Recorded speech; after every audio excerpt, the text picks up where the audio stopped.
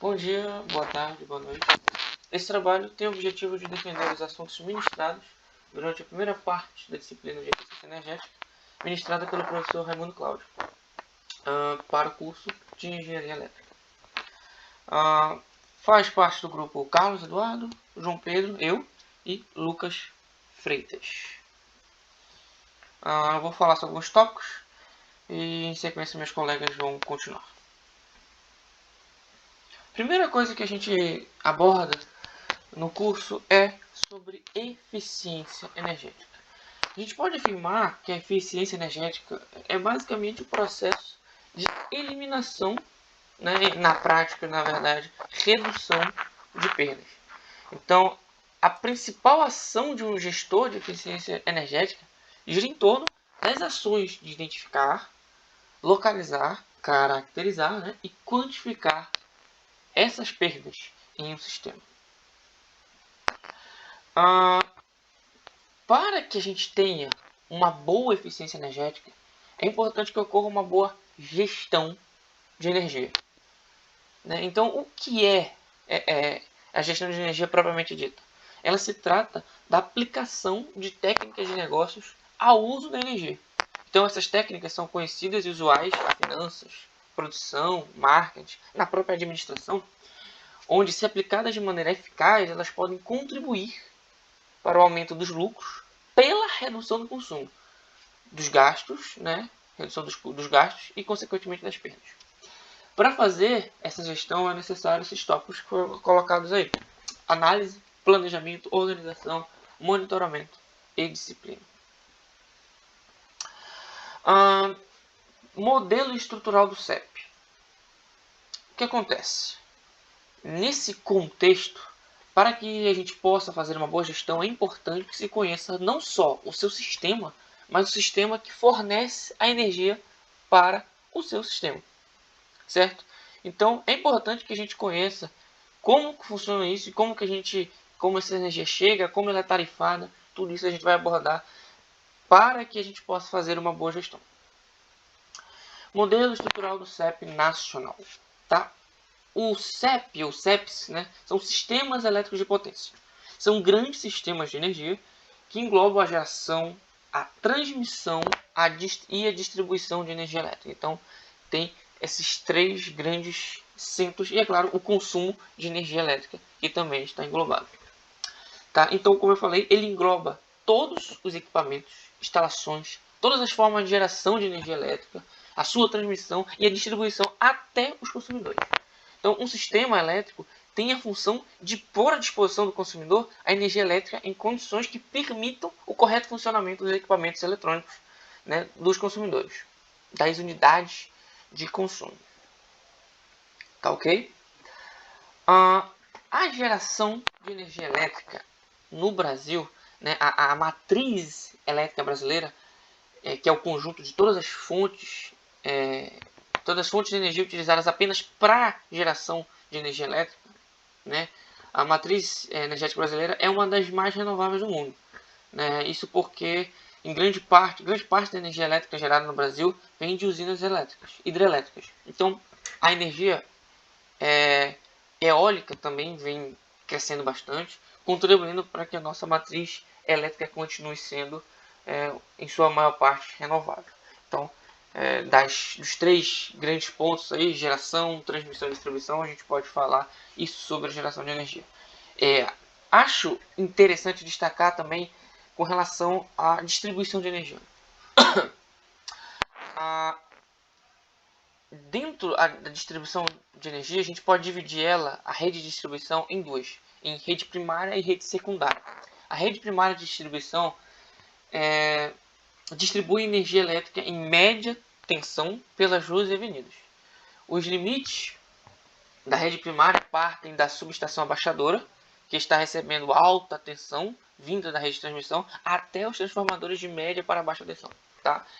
Entre as particularidades da rede primária de distribuição, nós temos o uso de cabos de alumínio, tá? A preferência para o uso de cabos de alumínio, o fechamento em triângulo, já que a gente não tem a gente não liga a rede primária em cargas, né? Basicamente ela é ligada em outros transformadores. Então ela é fechada em triângulo. Tá ok? Bom, a rede secundária de distribuição ela já é responsável por substituir a rede elétrica em baixa tensão, certo? Perdão, ela é responsável por distribuir a energia elétrica em baixa tensão, já transformada para os consumidores finais, certo? Então, os limites da rede secundária partem dos transformadores em média para a baixa tensão até os consumidores, em específico do tipo B. Né? Entre as particularidades dessa rede, a gente pode falar que tem a preferência da utilização do cobre como condutor dos fios, né, e cabos elétricos, e seu fechamento em estrela. Né? Isso, claro, pela necessidade de alimentar cargas monofásicas, bifásicas ou trifásicas, que são os consumidores do tipo B mais gerais. Certo? Então, essas são as duas características. A rede primária distribui energia em média tensão, a secundária em baixa tensão. Tá? O que acontece? Aqui a gente tem uma imagem ilustrando bem como funciona. Né?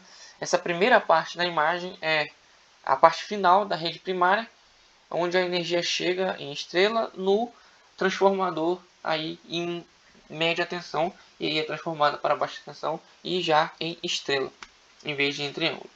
Tá? Normalmente utilizado para as cargas normais e iluminação pública também. Bom, a gente falou do sistema elétrico de potência, mas a gente pode falar também do sistema elétrico de consumo, ou SEC. Tá? E o que é isso? São todos os consumidores de energia que são servidos pelo CEP. Por exemplo, reticências, indústrias, comércios, localidades rurais, né, serviços públicos e demais. A responsabilidade do sistema elétrico de consumo é dos eletricistas que fazem a manutenção e instalações nesses estabelecimentos, diferente do sistema elétrico de potência, que já são vários órgãos e instituições que fazem a manutenção, cuidado e controle. Certo? A divisão dos grupos consumidores de energia no Brasil é realizada de acordo com os níveis de tensão demandados, podendo ser classificados em dois tipos, né, dois grupos: os consumidores do tipo A ou consumidores do tipo B. As unidades consumidoras, né, ou os Cs, que recebem tensões de nível industrial, ou seja, níveis de alta e média tensão, são chamados de consumidores do tipo A. Geralmente se adequam nesse grupo as grandes indústrias e estabelecimentos comerciais de grande porte.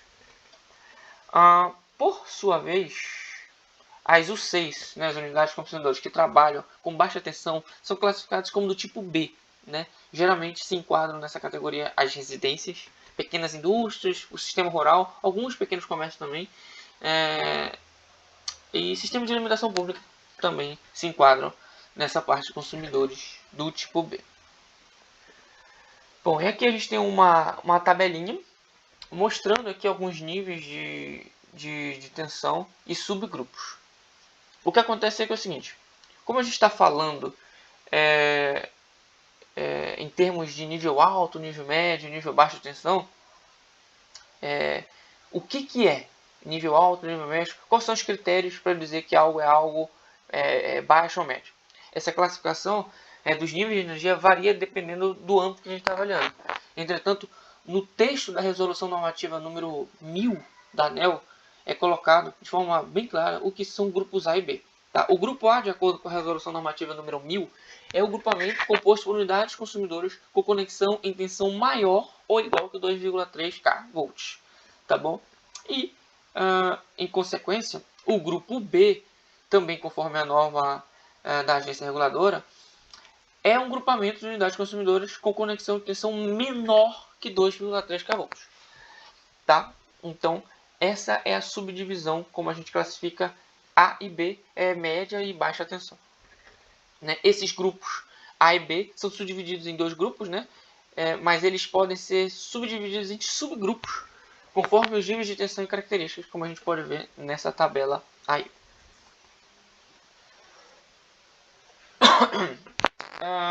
Órgãos do setor elétrico. No Brasil, temos um mercado livre de energia, certo? que é um ambiente competitivo de negociação de energia elétrica. Nele, os participantes podem negociar livremente todas as condições comerciais, como de negociar o preço de energia, né, diretamente com as agências geradoras e comercializadores, né, e escolher, inclusive, até quem será o seu fornecedor de energia.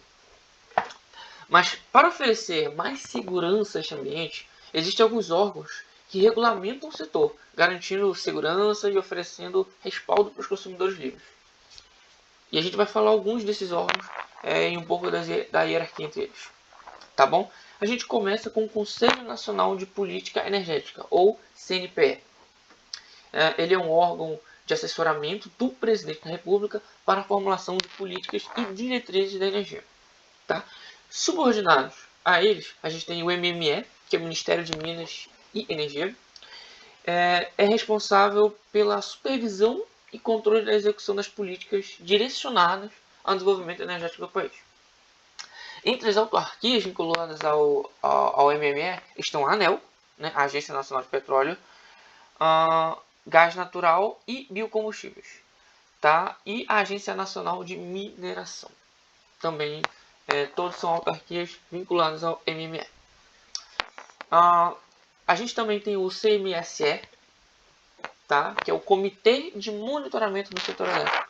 Tá? Ele é um órgão constituído no âmbito do Poder Executivo, sob coordenação direta do Ministério de Minas e Energia, para lidar com assuntos referentes à energia elétrica. Então, todas essas instituições, a gente está no âmbito político, né? Estão na esfera política. Inclusive a EPE, que é uma empresa de pesquisa energética. Tá? Que é uma empresa, como o nome fala, pública federal, criada em 2004, para prestar serviços ao Ministério de Minas e Energia na área de estudos e pesquisas. Tá bom? Então, todos esses são elementos políticos. Aí a gente entra numa esfera de regulamentação e fiscalização, que é a ANEEL, que é a Agência Nacional de Energia Elétrica, que eu falei que está subordinada lá ao Ministério de Minas e Energia. A agência, a ANEEL é Agência Nacional de Energia Elétrica, tá? E como eu falei, ela é responsável pela regulamentação, fiscalização e mediação do setor, medição setorial ali de cada região, tá? Subordinado a eles, a gente tem a OMS, que é o Operador Nacional do Sistema, tá? Responsável pela operação do Sistema Interligado Nacional, que a gente já vai falar um pouco mais à frente o que é Sistema Interligado Nacional. O CCEE, que é a Câmara de Comercialização de Energia Elétrica, ela já é responsável pelo gerenciamento dos contratos de compra e venda de energia elétrica e pela comercialização e liquidação de curto prazo. Tá? É algo importante envolvido aí em todo esse sistema de compra e venda de energia que a gente vai abordar um pouco mais à frente também. Tá? Mas esses são os principais elementos, sendo a ONS e a CCE mais institucionais, são mais operacionais. Ok? Então, aqui a gente mostra um pouco da hierarquia que a gente falou, acima mais instituições políticas e abaixo mais operacionais. Então, como eu falei, a gente vai falar sobre o Sistema Interligado Nacional. Tá? O Sistema Elétrico de Potência, o CEP, né, nacional, ele é peculiar em sua estrutura e operação, pois ele integra quase 100% do território brasileiro. Né? E ele possui uma dimensão continental, né? Então isso é muito impressionante. Mas o que acontece? Toda essa integração de todo o sistema elétrico de potência do país todo é chamado de Sistema Interligado Nacional, certo? O Sistema Interligado Nacional é justamente a instalação que é responsável pelo suprimento de energia a todas as regiões interligadas do Brasil. Totalmente integrado através de linhas de alta tensão, como se fosse uma espécie de barramentos grandes, né? Sendo um sistema que cobre praticamente todo o território brasileiro. Ele possibilita a permuta e complementação energética entre diversas regiões do país ante as variações da hidrologia em cada região, já que a gente está falando de aqui no Brasil, que é a maior parte da nossa energia, como eu falei lá na frente antes sobre as fontes de energia, vem de usinas hidrelétricas. Então a parte da hidrologia é muito importante nessa questão energética. Ok? Do ponto de vista estrutural tecnológico, o SIM é um sistema hidrotérmico de grande porte, com predominância de usinas hidrelétricas, como eu tenho falado, interligado por linhas de alta tensão, né, que é a rede básica. Sendo que hoje está fora do SIM apenas 3% da capacidade de produção de eletricidade do país, e que compõe o sistema isolado. Em sua maioria, ali no Amazonas, tá? Os sistemas isolados, e em Roraima. O Amazonas, como tem muitas cidades isoladas e tudo mais, não tem como a rede chegar lá, então ali fornecidos simplesmente sistemas isolados para poder fornecer energia para essas regiões. Bom, a gente está falando de mercados e tudo mais, e a gente tem que falar dos submercados de energia, tá? O sistema de transmissão apresenta restrições que limitam a livre transição de energia entre as regiões, tá? Desta forma, então definiu-se que o SIM, o Sistema Interligado Nacional, seria dividido em submercados. Os submercados de energia, ou subsistemas também, em alguns lugares são chamados assim, são subdivisões do Sistema Interligado Nacional que correspondem a áreas de mercado, para as quais são estabelecidos preços diferenciados e cujas fronteiras são definidas em função da presença e duração de restrições relevantes de transmissão. Tá? Então, o país possui 4 submercados: o Sudeste / Centro-Oeste, o Sul, o Nordeste e o Norte. Começando, antes de eu falar disso, vamos falar um pouco sobre cada submercado, tá bom? No submercado Sudeste e Centro-Oeste estão aí, como você pode ver na imagem, Espírito Santo, Rio de Janeiro, Minas Gerais, São Paulo, Goiás, Mato Grosso do Sul, Rondônia e Acre, um dos maiores. E este é um grande mercado de demanda do país, tá? Sendo importador de outras regiões e países vizinhos na maior parte do ano. Ele é o supermercado que apresenta maior carga do SIM e possui cerca de 70% dos reservatórios hídricos do país. No submercado de energia Sul fazem parte Paraná, Santa Catarina e Rio Grande do Sul. Tá? O Sul é o único supermercado capaz de realizar importação de energia de outros países, por enquanto. Por exemplo, Uruguai e Argentina, se eu não me engano. Atualmente, ele contém um sistema hídrico com uma grande variedade de armazenamento, tá? Com intercâmbios com o supermercado Sudeste e Centro-Oeste, variando de sentido. O submercado Norte inclui os estados de Alagoas, Bahia, Nordeste, perdão, inclui os estados de Alagoas, Bahia, Ceará, Paraíba, Piauí, Pernambuco, Rio Grande do Sul, Rio Grande do Norte e Sergipe, tá bom? E o Nordeste possui boa parte de sua geração proveniente de fonte eólica e é frequentemente exportador de energia para o Sistema Interligado Nacional. Por fim, fazem parte do supermercado Norte o Maranhão, Tocantins, Pará, Amapá e Amazonas.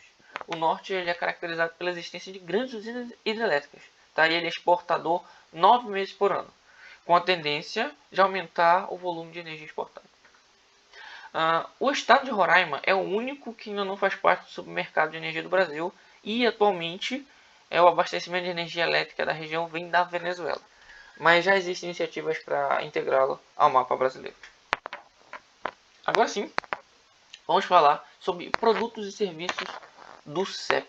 A gente está falando de mercado, e isso porque o Sistema Elétrico de Potência, o CEP, ele corresponde a uma plataforma de produção, comercialização e fornecimento de energia elétrica. Logo, o CEP deve oferecer um produto e um serviço. A gente está falando de mercado, tem que ter alguma coisa dessas. O produto é justamente a energia elétrica e o serviço corresponde ao fornecimento desse produto. Então, a energia elétrica é um produto. É um produto essencial, insubstituível e na maioria de suas aplicações é insubstituível. Sua demanda deve ser atendida a cada instante com os recursos disponíveis, o que implica numa volatilidade de seu preço em função da variação dos recursos. Tá? No contexto atual, a energia elétrica é um produto com características bem peculiares, algumas das quais destacam-se a invariabilidade no armazenamento em grande escala, né?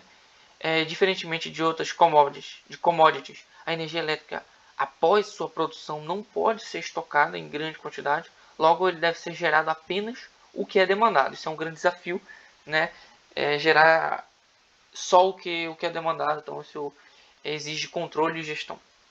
E, claro, antes da geração só é possível armazenar energia primária sob a forma de estoque de combustível ou de energia potencial em reservatórios. Tá ok? O serviço de fornecimento de energia elétrica não obedece às relações contratuais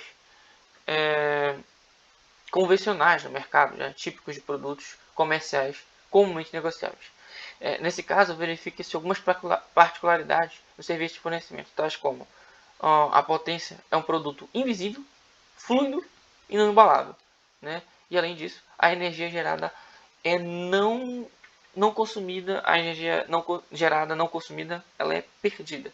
Então, são características diferentes de outros serviços de fornecimento. Tá? Então, em resumo aqui, a gente pode dizer que o sistema elétrico de potência ele tem um produto e um serviço gerado, entregado aí pelas concessionárias e geradores. Seguindo, a gente falou sobre supermercados, a gente falou sobre o produto e o serviço que tem nesses supermercados, e agora a gente vai falar sobre justamente esse mercado energético de comercialização. Tá bom? Atualmente, o setor energético do Brasil ele é segmentado em dois ambientes. O ambiente de contratação regulada, que é também chamado de mercado cativo, e o ambiente de contratação livre, que também pode ser chamado de mercado livre de energia. Tá? Comumente é chamado assim. No ambiente de contratação regulada, ou ACR, as distribuidoras compram energia através de leilões e revendem aos consumidores cativos, ou seja, aqueles que só podem comprar energia da concessionária da sua região.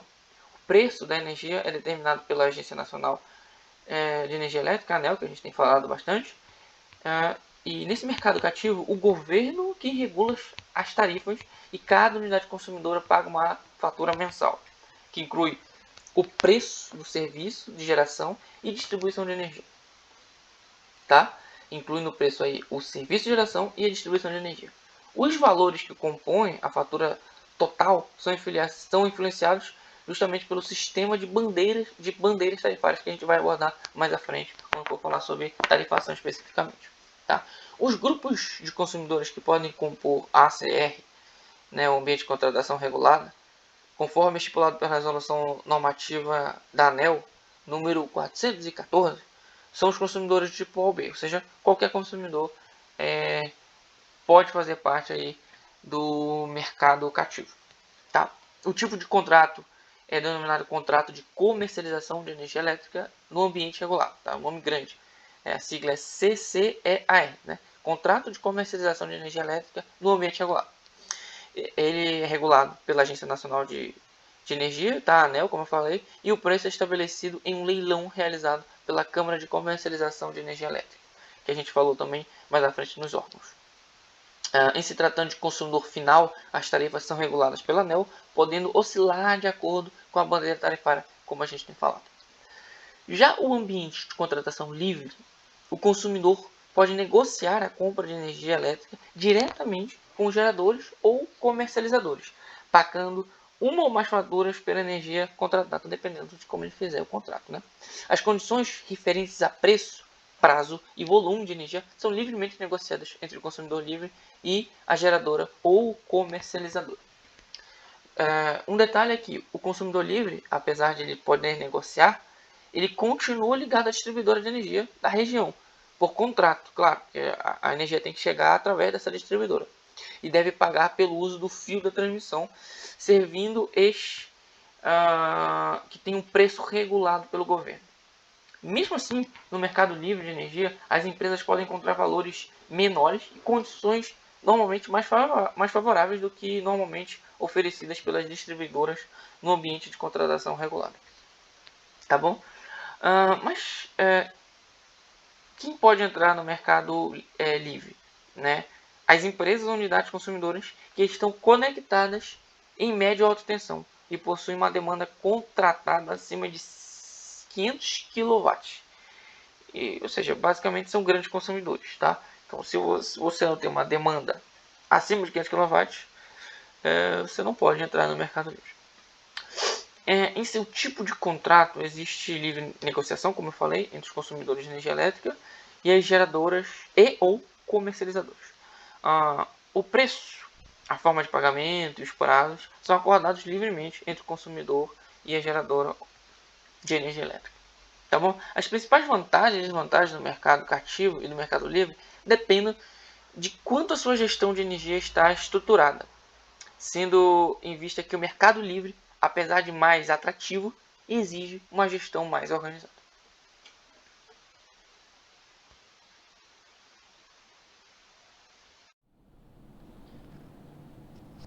Olá, meu nome é Eduardo.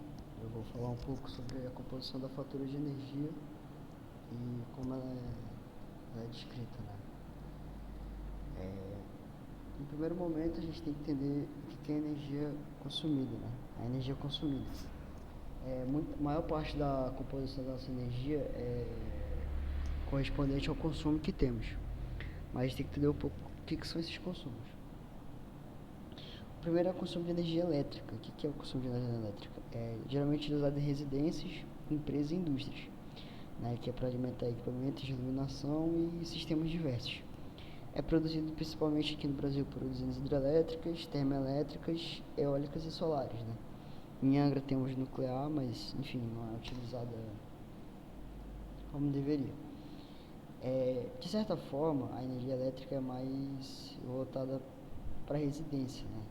Não que não seja para outra área como a indústria, mas eu vou explicar um pouquinho mais sobre energia mecânica e a térmica, porque como hoje a indústria, né, a energia mecânica, por exemplo, é muito presente em motores e máquinas que são muito utilizadas na indústria, né? E para a gente chegar nessa energia mecânica, a gente vem de uma energia elétrica, desculpa. Então daqui a gente chega na indústria. Mesma coisa a energia térmica, que também é utilizada na indústria, que provém de uma energia elétrica, né? Partindo desse ponto, a gente tem essa posição, né? E aqui a gente tem uns fatores que influenciam o consumo de energia, né? Primeiro a gente tem um estilo de vida, né, que é o número de dispositivos eletrônicos, sistemas de climatização, iluminação, eletrodoméstico, algumas pessoas que têm veículos elétricos e tal. Tudo isso utilizado impacta diretamente o consumo de energia.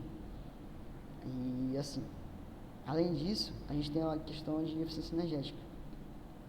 Há muito tempo atrás, tínhamos equipamentos que não tinham uma eficiência muito boa, lâmpadas que não são LED não têm uma eficiência muito boa, e a adoção de tecnologia mais eficiente, né, reduziria o consumo.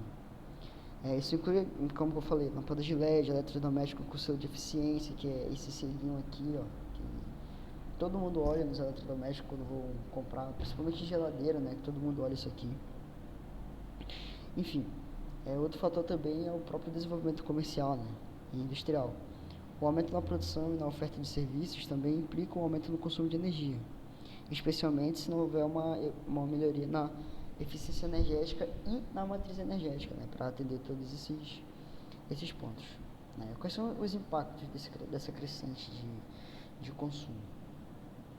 Os impactos ambientais, a gente pode falar sobre que a maior parte da energia consumida, né, vem de fontes que, de certa maneira, impactam diretamente o bioma, né, como são, por exemplo, as hidrelétricas, né?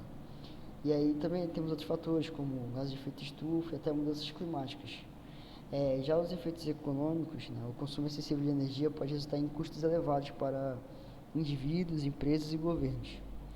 Vale ressaltar que investimentos em eficiência energética podem reduzir gastos a longo prazo. Beleza? E aí a gente entra aqui na questão da conscientização e educação. Quais são as ações, né, para a redução do consumo de energia?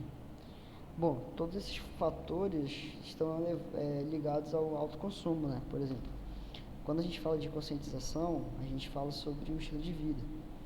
Não tem para que a gente ficar com, por exemplo, esse monte de tomada aqui e tudo mais. Uma adoção de uma tecnologia mais eficiente, que a gente tem um selo de eficiência energética. Então, hoje em dia a gente procura eletrodomésticos, equipamentos que possuem um selo de eficiência para que a gente possa ter esse aval de uma eficiência melhor, sabe? E é muito comum e a gente fazer isso. Além de fontes de energia renovável, que né? Já é autoexplicativo. E aí eu vou falar um pouco sobre os impostos compostos na tarifa, né? Daqui a pouco eu vou mostrar uma conta de energia e aí eu vou explicar um pouco desses impostos. Beleza? No primeiro momento, eu vou falar sobre o ICMS, né? No Brasil, é um dos principais impostos presentes na conta de energia. Ele é cobrado pelos estados e incide sobre a circulação de mercadorias e prestação de serviços, né? Como a energia elétrica. Então, a distribuição de energia elétrica, além de é um serviço, a energia elétrica é um produto e a distribuição dela é um serviço. Então, a gente paga tanto por um quanto pelo outro. A gente paga tanto o consumo quanto o serviço de distribuição de energia elétrica e de transmissão também, que daqui a pouco a gente vai falar sobre a diferença, né? O PIS, né, a gente fala assim, são contribuições federais que também podem estar presentes na fatura de energia. Aí varia de acordo com as políticas tributárias. O CIP, que na conta de energia aqui no Amazonas é escrito como COCIP, né, é uma taxa, na verdade, destinada a financiar a manutenção e expansão do sistema de iluminação pública das cidades. Os postes da rua não são de graça, né, a gente paga por essa taxa, tranquilo?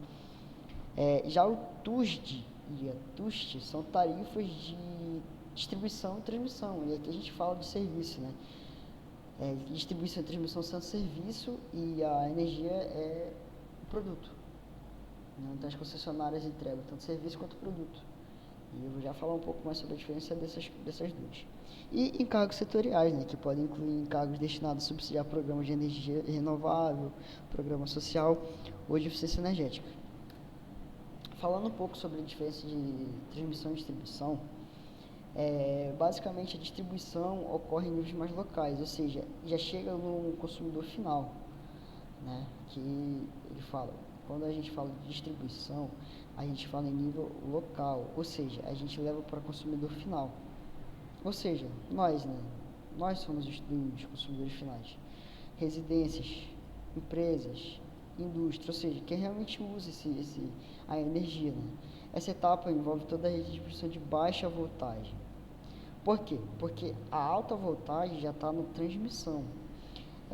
Grandes quantidades de energia elétrica, quando geradas pelas usinas, né, são transmitidas para áreas mais distantes, ou seja, as linhas de transmissão são responsáveis por essa tarefa. Um exemplo disso é a Avenida das Torres. Na Avenida das Torres é uma linha de transmissão e o poste aí da tua rua, que leva energia para tua casa, é a distribuição. E aqui a diferença, né, é reduzir a voltagem a níveis mais seguros para os consumidores. Como aqui na transmissão já não tem essa preocupação, a gente consegue transmitir ela em alta voltagem, né? Que aqui diz alta voltagem. É por isso que a gente vê linhas de 13.8, 69 volts, né? Então é por conta dessa questão. E aí que está a diferença entre distribuição e transmissão, né? Aqui fica um pouco mais claro, né? Aqui a gente tem uma geração, a gente tem um transformador que vai elevar essa tensão e aqui a gente vai transmitir ela. E aí que a gente repete sinal de transmissão e tal. Quando a gente chega numa subestação distribuidora, geralmente ela baixa essa tensão. Ela vai abaixar essa voltagem, né? Essa tensão. Para quê? Para que chegue no nosso consumidor final. Ainda assim, tem transformadores, porque, por exemplo, se aqui sair 168 volts, aqui chega a 69, aqui chega a 13.8 e aqui vem a 13.8. Quando chega nesse transformador ou nesse aqui que é para vir para casa, que ela vai baixar para a nossa fase que é 220, né? 220 volts. Beleza? Então aqui é a diferença, transmissão e distribuição. Tanto é que quando a gente tem postes, entre aspas, desse tipo, é transmissão. Tanto que se você ver a Avenida das Torres tem esse modelo aqui. Tranquilo? Aqui é uma breve explicação sobre como é dividida a tarifa, né? Tem até as TUSs pela distribuição. E aqui tudo incluso já encargos, as perdas, transportes, energia. E aí novamente na TUS, né? Encargos, perdas, transportes. Vou mostrar uma conta de energia agora que fala tudo isso, né? Isso aqui é uma conta de energia de uma fatura do grupo B, aqui do Amazonas Energia, tá? Lembrando que cada região cada estado tem sua concessionária, não é o mesmo modelo para todo, não é o mesmo valor de quilowatt-hora para todos os locais. mas é geralmente nesses modelos, tá? A gente tem um consumo, que no caso dessa residência, isso aqui é uma conta real, tá? E aí a gente tem esse valor por consumo, esse é o valor da concessionária, e aqui a nossa taxa de iluminação pública, descrito como COSIP, e aqui a gente vê a nossa composição da conta, já com todos os encargos, distribuição, transmissão, a energia, os encargos, as perdas, os tributos. E aqui a gente tem nossos tributos, certo? Por que está zerado? Né? É bom lembrar para vocês uma coisa. O que acontece? Isso aqui está zerado por conta da pandemia, ok? Especialmente nesse caso, nos últimos anos, esses encargos foram zerados por conta da pandemia. Logo, a nossa conta de energia está mais barata. É bom lembrar que a partir desse ano, né, 2024, que está sendo gravado, esses impostos voltarão a ser cobrados, o ICMS vai ser cobrado, então a nossa energia vai subir novamente. Beleza? Isso aqui é uma conta de GB e aqui simples, consome, no nosso caso de COSIP, tem aqui a soma e está aqui o valor da energia, né? Proporcional a esse produto e a esse serviço. Tanto o produto de energia quanto o serviço de distribuição e transmissão. Tranquilo? Já aqui tem uma fatura do grupo A. A fatura do grupo A ela é um pouco mais detalhada no sentido de que ela tem alguns outros fatores, como por exemplo demanda. Né? Como consumidores do grupo A geralmente são consumidores de maior potência, é exigido que chegue uma potência maior para esse consumidor. Então ele declara uma demanda de consumo de energia, né? Ele tem um consumo e ele declara uma demanda, né? E aí em outras contas, né, em outras situações, existem casos, por exemplo, de multas, né? Às vezes você ultrapassa sua demanda, você paga uma multa. Quando você tem demanda não utilizada, você paga uma taxa. Quando você tem cargas reativas, você tem taxa, você tem multas. Existem casos, tanto para o consumidor grupo A quanto para o consumidor do grupo B, de, por exemplo, você tem uma dívida com a concessionária, você faz o parcelamento dessa dívida, vem descrito na multa, vem descrito na tarifa. E nesse exemplo, nessa concessionária aqui, os tributos estão sendo cobrados. Você pode observar aqui que todos os tributos são considerados, né? E aqui a gente consegue ver uma composição legal. A gente tem aqui um grupo A, subgrupo, a gente tem uma modalidade tarifária, a gente tem uma classe, aqui a tensão contratada, tá vendo? Ou seja, aqui é a alta tensão, beleza? E aqui é a descrição do período da conta.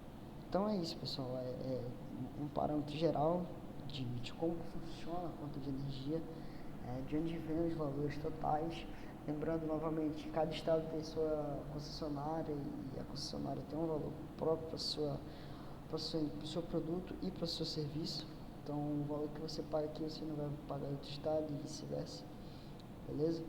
E cada estado também tem seu ICMS. Então, de parâmetros gerais, as contas do estado seguem o modelo, mas os valores não são mesmos, beleza? Então é isso aí, pessoal. Tamo junto. Olá, meu nome é Lucas Souza. Agora eu irei dar prosseguimento à apresentação.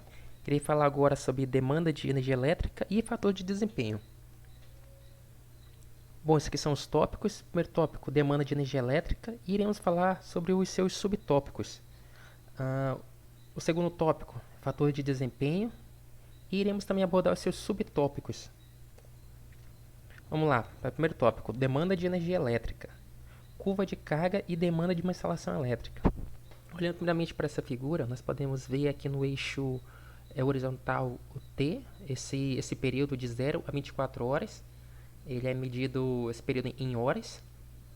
E aqui nós estamos levando em consideração um dia. No eixo vertical Estamos levando em consideração uma potência, que no caso aqui é a demanda. A demanda é uma potência. No caso, ela está sendo expressa aqui em demanda em potência ativa, mas ela poderia ter sido expressa em demanda reativa, ou kVAR, ou em VA, que seria a potência aparente. Nós temos aqui a potência instalada, que é a soma nominal dos equipamentos dessa instalação. Nós temos aqui essa curva de carga, que ela nos dá a característica dessa instalação. Ela nos informa em cada período a soma dos equipamentos, da potência dos equipamentos utilizados em cada intervalo da instalação durante esse período T, durante essas 24 horas. Então nós vemos aqui que em determinado período está sendo utilizado o ar-condicionado de 0 a 6 horas. De 8 às 10 nós temos basicamente um micro-ondas, a geladeira, a fritadeira elétrica. Agora ali perto já à noite, das 6 horas até as 20 horas, nós temos demanda de pico, né? O horário de pico em que maiores equipamentos estão sendo utilizados simultaneamente. A iluminação, fritadeira elétrica, a torneira elétrica. Em seguida das 8 até as 24 horas, até meia-noite, nós temos a utilização da iluminação, do aparelho de ar-condicionado. Então, essa curva de carga irá nos mostrar a utilização simultânea dos equipamentos, a soma dessas potências. Então, nós vamos ter a demanda máxima. A demanda máxima, que vai ser o pico, né, da utilização simultânea de alguns equipamentos. Temos a demanda média, que no caso aqui, ela é dada pelo consumo, que é dado em kWh, dividido por um tempo T, que são, no caso aqui, 24 horas. Então, nós estamos olhando esta instalação aqui, mas nós vemos que para instalações, pequeno grupo de instalações, essa curva contínua, essa curva de carga, ela pode ser bastante aleatória. Porém, se não formos levar em consideração muitas instalações elétricas, como por exemplo a curva de carga de uma região do Sistema Interligado Nacional, ou seja, do SIN, como da região Norte, Nordeste, Sul, Sudeste, nós teremos uma curva de carga mais previsível. Principalmente se formos levar em consideração todo o Sistema Interligado Nacional. Nós teremos uma curva de carga mais previsível. Então, esses dados de curva de carga e da demanda são geralmente utilizados pela ONS, pelo Operador Nacional do Sistema Elétrico, para a operação das instalações de geração das usinas hidrelétricas, para saber qual é a região que vai exportar mais energia, qual é a região que vai consumir mais. Como eu falei aqui, as instalações elétricas cada uma possui a sua característica, né? Ela pode variar com a região, pode variar de acordo com a estação do ano e o tipo de instalação, ou seja, pode variar de uma instalação industrial para uma residencial e de uma residencial para uma predial. Vamos lá. Vamos dar um exemplo aqui sobre consumo e demanda. Primeiro exemplo, calcule o consumo e a maior demanda, levando em consideração os dados medidos pelo medidor e a potência dos aparelhos utilizados no esquema da figura abaixo, supondo que foram dados de um mês. Então, o primeiro passo, cálculo do consumo mensal individual dos aparelhos. Vemos aqui o aparelho 1 tem potência de 100 watts e tempo de uso de 200 horas. O aparelho 2 tem uma potência de 200 watts e tempo de uso 0 horas. Então, consumo do aparelho 1, nós temos a potência vezes o tempo de uso. Então, nós temos isso. Vou pegar aqui. 100 watts vezes 200 horas. Temos o consumo de 20 kWh. Watt ou watt, depende da pessoa, como ela quer falar. Então, o consumo do aparelho 2, como ele não foi consumido em nenhum momento, então temos 0 horas. Então, seu consumo é de 0 kWh. Agora, segundo passo, cálculo do consumo mensal total. Então, é a soma dos consumos. Então, como o 2 não foi utilizado, com o segundo aparelho, então o consumo total é de 20 kWh. Terceiro passo, como o aparelho 1 foi o único utilizado, então o maior valor de demanda registrada será de 100 watts. Ou seja, a demanda registrada vai ser a soma daqueles equipamentos utilizados simultaneamente. Como foi utilizado apenas o aparelho 1, então a demanda registrada foi dessa potência nominal de 100 watts, referente ao aparelho 1. Agora vamos para o exemplo 2. Calcule o consumo e a demanda levando em consideração, porém, os dados da figura ao lado. Para as duas situações. Então, para o caso 1, os dois aparelhos permanecem ligados simultaneamente. Agora, o segundo caso, os dois aparelhos não permanecem ligados simultaneamente em nenhum momento do mês. Ou seja, fazendo aqui um gráfico, aqui é o tempo em horas, a demanda em watt. Então aqui 100, 200 e 300. 300, 200 e 100. Vamos levar em consideração 3 dias desse mês para fazermos um exemplo. Dia 1, dia 2 e dia 3. No primeiro caso, os aparelhos foram ligados simultaneamente alguns dias. Vamos pensar aqui, analisando, a curva em preto. No dia 1, apenas o aparelho 1 foi ligado. Então a curva de carga ela chega no máximo em 100 watts. Aí no segundo dia o aparelho 1 foi desligado e o aparelho 2 foi ligado. Então essa curva de carga ela chega no máximo até 200 watts. E no dia 3, a partir do dia 3, os dois equipamentos foram ligados simultaneamente. Então a demanda ela vai ser a soma da potência nominal desses dois equipamentos que foram ligados simultaneamente. Então vamos ter 200 mais 100 watts. Então teremos 300 watts. E em seguida vai sucessivamente. Então nós vimos que houve um registro de 300 watts de demanda registrada. Isso no caso 1. Agora no caso 2, cai em azul, eles não foram utilizados simultaneamente. Então, por exemplo, no dia 1, apenas o aparelho 1 foi ligado. Então nós temos aqui o aparelho 1 ligado. Agora no dia 2 o aparelho 1 foi desligado e o aparelho 2 foi ligado. Então ele continua aqui também. Máximo de 200 watts de demanda. Aí no dia 3 o aparelho 2 foi desligado e o aparelho 1 foi ligado. Então essa curva de carga ela desce novamente para 100 watts e assim sucessivamente, sem que eles tenham sido utilizados simultaneamente. Então nós vemos que a demanda no caso 1 é de 300 watts e a demanda registrada máxima no caso 2 é de apenas 200 watts. Então, caso 1 o consumo do aparelho nós já vimos que é 20 kWh.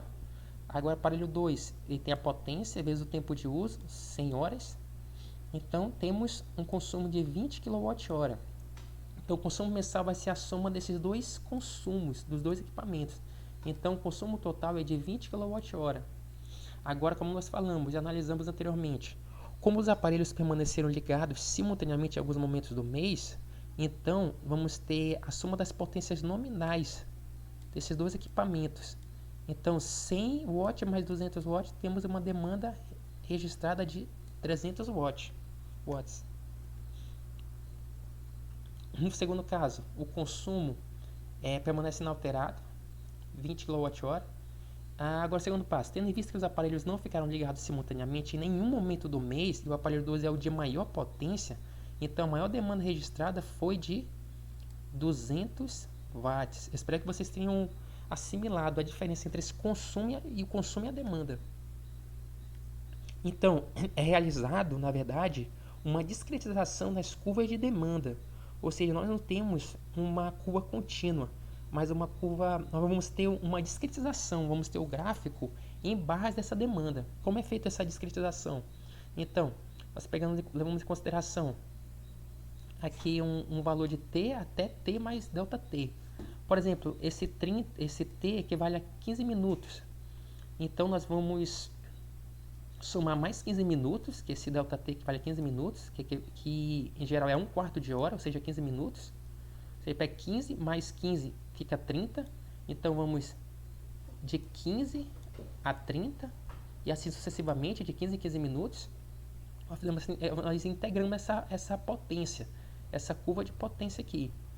Então, esse D vai ser o valor médio entre esse valor máximo nessa curva e esse valor mínimo. Então, integrando, vamos ter uma energia. Então, dividindo essa energia pelo ΔT, nós chegamos em uma potência novamente e encontramos a demanda, que vai ser esse valor máximo dessa barra aqui. E assim sucessivamente para 24 horas. No caso aqui, levando em consideração 24 horas. E assim nós iremos fazer essa discretização.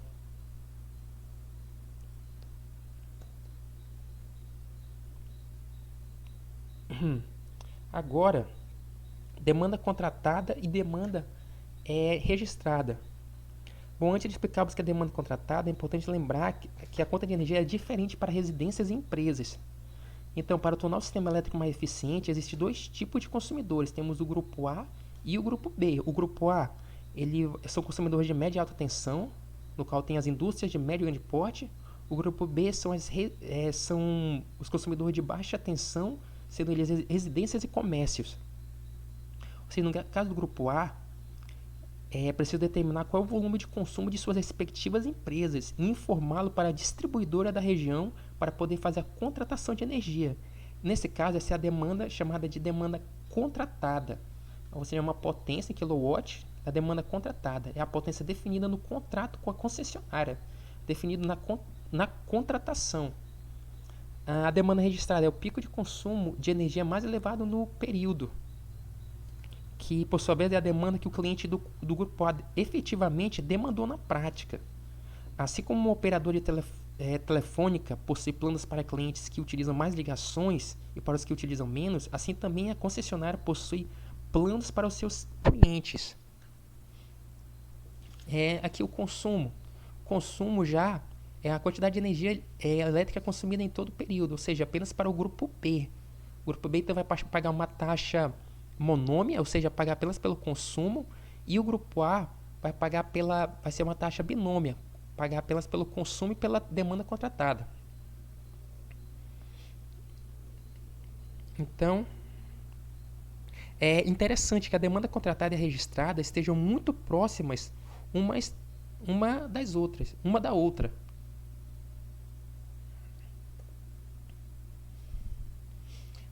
Demanda contratada e registrada. Então, nós temos duas situações aqui. Nós temos a demanda contratada, levando em consideração esse exemplo aqui. Por exemplo, a demanda contratada foi de 100 kW. Aí, no caso, durante esse mês, houve um uso apenas de 60 kW, sendo que a demanda contratada foi de 100 kW contratado. Ou seja, houve um desperdício, porque a demanda contratada foi maior que a demanda registrada, ou seja, a demanda de pico.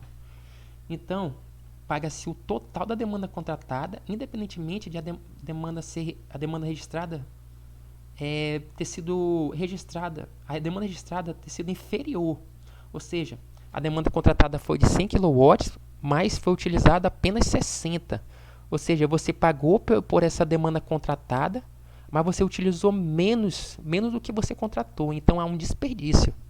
E no outro caso, nós temos uma demanda contratada de 100 kW, porém, houve uma ultrapassagem do kilowatt contratado, ou seja, foi utilizado 120 kW. Ou seja, houve um gasto excedente, uma ultrapassagem. Então, a demanda contratada ela foi menor que a demanda registrada. Então, paga-se o total da demanda contratada mais 2 vezes a ultrapassagem, ou seja, há uma multa. Ou seja, você contratou um valor de potência, mas você foi registrado que você utilizou mais. Então, haverá uma punição por essa ultrapassagem. Então, observação aqui. O preço do kilowatt ultrapassado é bem maior do que o preço do kilowatt contratado. É uma espécie de punição, tanto para quem contrata mais do que precisa, pois pagará pelo que não utilizou, como para quem demanda mais do que contratou, pois o kilowatt ultrapassado é superior ao convencional.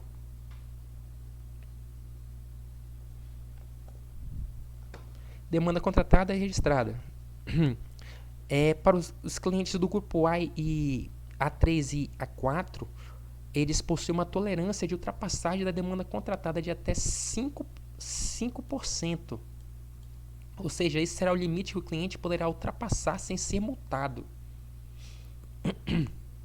Ou seja, no caso aqui, você demandou, houve a demanda contratada.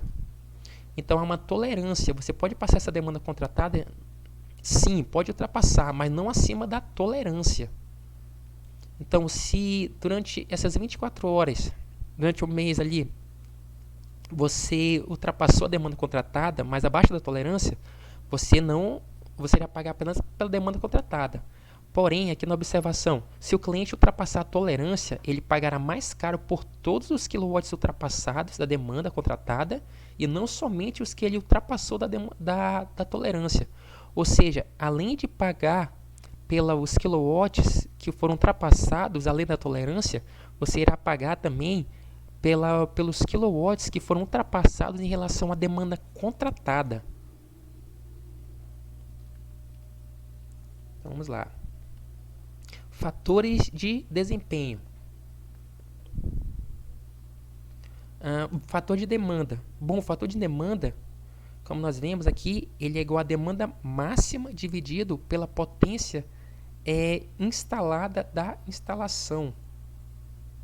Que essa demanda máxima também é chamada de potência de alimentação. Então, nós temos aqui o fator de demanda, mas geralmente, de acordo com a norma, nós temos o fator, com a norma NBR, nós temos que o fator de demanda nós temos um fator de demanda para cada tipo de conjunto de carga. Ou seja, aqui, levando em consideração essa imagem, nós temos o quadro geral, e aí então uma derivação para o circuito A, o circuito B e o C. Então podemos ver aqui numa instalação,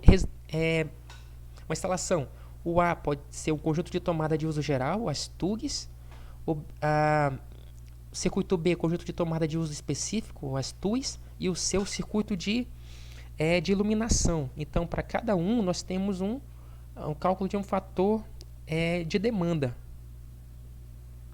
Então, o fator de demanda, ele considera a não simultaneidade do uso dos equipamentos da instalação elétrica. Ou seja, não é necessário projetar a instalação considerando essa potência instalada, pois basicamente os equipamentos não vão estar sendo utilizados ao mesmo tempo. Daí que surge esse fator de demanda. Ele é aplicado para cada tipo de conjunto de carga dentro da instalação. Então, geralmente, os projetistas eles não têm disponíveis os valores do fator de demanda prático, pois essa técnica não é usual. Então, os fatores de demanda típicos, eles são observados e colocados em tabelas para uso em planejamento e projeto de novas instalações. Então, essas tabelas elas são basicamente disponibilizadas pela concessionária ou estão disponíveis em livros. Se estamos projetando uma nova instalação, não temos como estimar o fator de demanda. Porém, se a instalação já é existente, é possível medir a curva de carga com um analisador de energia, e assim nós teremos essa curva de carga. Ou algum equipamento data logger, que facilita o registro do consumo da instalação. Então, a determinação da potência de alimentação, no caso aqui, a potência máxima, é fundamental na concepção segura e econômica da instalação, pois é a partir dela que estão dimensionados os componentes da instalação, porque essa potência instalada ela é muito maior do que essa potência de alimentação, ou seja, do que essa demanda máxima. Logo, eu não posso utilizar o valor da potência instalada para projetar minha instalação elétrica, senão geraria um custo muito elevado. Então temos que usar a potência de alimentação ou a potência, a demanda máxima, utilizando o fator de demanda para assim nós projetarmos condutores da instalação. Além disso, nós devemos considerar um possível aumento da carga da instalação. Logo, deve-se considerar um fator de crescimento de 5, 10% ou mais, para que a instalação não precise ser trocada ou ampliada futuramente.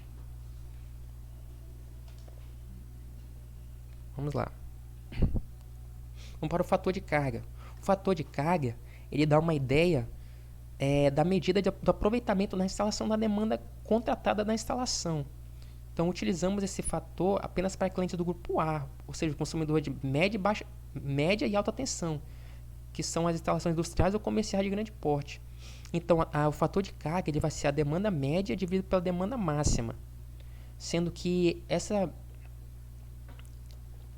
fração tem que ser menor ou igual a 1.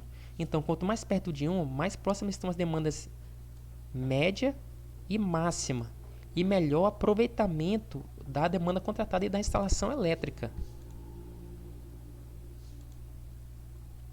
Então, nós temos também, isso aqui é o fator de carga diário, e nós temos o fator de carga mensal, que é igual ao consumo dividido por 730 vezes a demanda máxima, sendo que a demanda média é igual ao consumo dividido por 730. 730 é um número de horas consideradas em um mês, ou seja, consideramos o mês com 30 dias vezes 24 horas, nos dá em 730. Então a demanda média tem essa expressão. Então, quanto mais próximo esse resultado aqui de 1, melhor o aproveitamento da demanda contratada, como foi falado.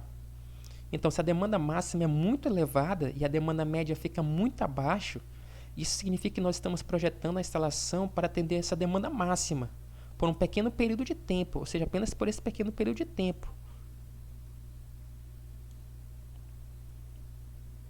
E o resto do tempo fica ocioso, ou seja, aqui há um desperdício.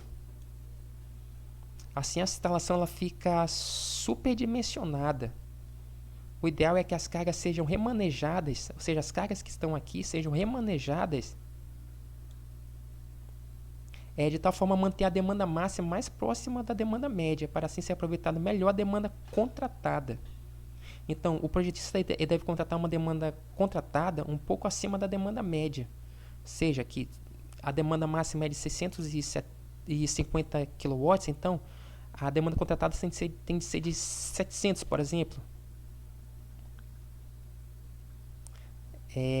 De tal forma assim que a demanda na instalação não venha ultrapassar a demanda contratada e não seja preciso pagar multa por exceder o valor contratado. Então, aqui nessa instalação nós podemos ver que... Vamos apagar aqui. Podemos ver que as cargas estão muito concentradas apenas neste intervalo, sendo que elas podem ser remanejadas para este outro intervalo em que a instalação não está sendo muito utilizada, então não está sendo feito aproveitamento dessa demanda contratada. Pois se essa carga fosse remanejada para este outro período, nós teríamos que essa demanda máxima de 650 iria diminuir e iria se aproximar da demanda média, assim havendo maior aproveitamento dessa instalação elétrica e da demanda contratada. Iremos ver agora alguns exemplos.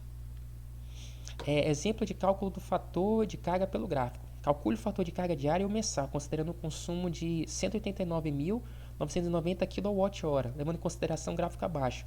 Então, primeiro passo, vamos calcular o fator de carga diário. Vou colocar em preto aqui. Então, pegamos a demanda média, que é 350 kW, dividido pela máxima, que é 650 kW. Assim, nós temos 0,53, ou seja, 53%. Ou seja, vemos que está muito abaixo de 1, ou seja, abaixo de esse 0,53 que vale a 53% está muito abaixo de 100%. Ou seja, vemos que a demanda contratada não está sendo bem utilizada. Esse aqui é o fator de carga diário. Agora, o fator de carga mensal será igual ao consumo dividido por 730 vezes a demanda máxima. Realizando essa operação, vemos que o fator de carga mensal foi de 0,4, ou seja, menor ainda. Foi de apenas 40%. Ou seja, essa instalação aqui deve haver nós devemos realizar algumas mudanças aqui nesse fator de carga, pois essa mudança nesse fator de carga, a elevação do valor desse fator de carga, faz parte do processo de gestão da tarifa de energia, para que assim nós venhamos utilizar essa instalação da melhor forma a demanda contratada. Tá. Vamos lá, medidas para aumentar esse fator de carga. No primeiro caso, essa medida, nesse primeiro caso, ele altera a demanda máxima. Vou trocar aqui para vermelho. Então, o fator de carga ele pode ser aumentado sem diminuir-se o consumo de energia elétrica, deslocando-se determinadas cargas no horário de pico para o horário de menor consumo da instalação elétrica. Isso reduz a demanda máxima, o que aumenta o fator de carga. Ou seja, como eu falei anteriormente, eu pego as cargas que estão aqui, sendo utilizadas nesse valor de pico, nesse intervalo de pico, e remanejamos para este intervalo. Assim, a demanda máxima irá diminuir e irá se aproximar da demanda média. Então, o fator de carga, ele irá aumentar e se aproximar de 1. Agora, no segundo caso, apagando aqui, no segundo caso, essa medida ela altera a demanda média. Ou seja, vamos olhar agora para a demanda média, não para a demanda máxima. Também é possível aproveitar os horários de menor demanda da curva de carga e aumentar o consumo e potência demandada nestes horários. Ou seja, ao invés de remanejar essas cargas para este intervalo ocioso, nós podemos fazer o quê? Nós podemos, ao invés de diminuir essas cargas do horário de pico, deslocar o uso dessas cargas, como eu falei, para outro horário, eu posso aumentar o consumo nesses horários aqui, nesses horários ociosos, em que a demanda de carga é menor. Eu posso aumentar minha produção colocando novas máquinas para funcionar no intervalo de menor demanda. Assim, o valor da demanda média irá aumentar, ou seja, a demanda média irá aumentar, fazendo com que o fator de carga aumente. Eu aumento a demanda máxima, eu mantenho, na verdade, a minha demanda máxima, porém eu aumento a demanda média. Assim eu tenho o melhor aproveitamento da instalação contratada. Ou seja, ao invés de remanejar essa carga, eu coloco mais máquinas aqui. Então, a demanda aqui neste período, esse intervalo, irá aumentar. Então, eu vou aumentar a minha produção. Se aqui for uma fábrica, uma indústria, eu vou aumentar a minha produção, porque eu vou colocar mais máquinas. Então, mantenho essa demanda máxima, mas aumento a demanda média. Assim também o fator de carga ele irá aumentar. Então, assim, o aumento do fator de carga ele pode gerar uma economia significativa na contratação da demanda junto à concessionária. Ou seja, esse é o primeiro caso. Ou cancelar investimentos em ampliação da infraestrutura de cabeamento e alimentação da instalação. Ou seja, instalar novos transformadores ou novas unidades geradoras. Ou seja, se eu colocar novas cargas no período de menor demanda, eu não preciso trocar o cabeamento, fazer ampliação da instalação ou aumentar a demanda contratada. Ou seja, ao invés de eu instalar cargas nesse período de pico, eu instalo elas nesse período ocioso. Então, se eu instalasse aqui, neste período de pico, eu ia ter que ampliar minha instalação elétrica, mudar meu cabeamento. Mas se eu coloco elas nesse tempo ocioso, eu aumento meu fator de carga, eu não preciso aumentar o meu cabeamento e nem ampliar minha instalação. Então, por isso, nós consideramos esse fator de carga, nossa intervenção nesse fator de carga, como um processo de gestão da tarifa de energia elétrica. Então, por último, utilização de equipamentos controladores de demanda. Então, o que eles fazem? Eles monitoram a potência demandada em tempo real e podem ser usadas para desligar disjuntores de cargas não críticas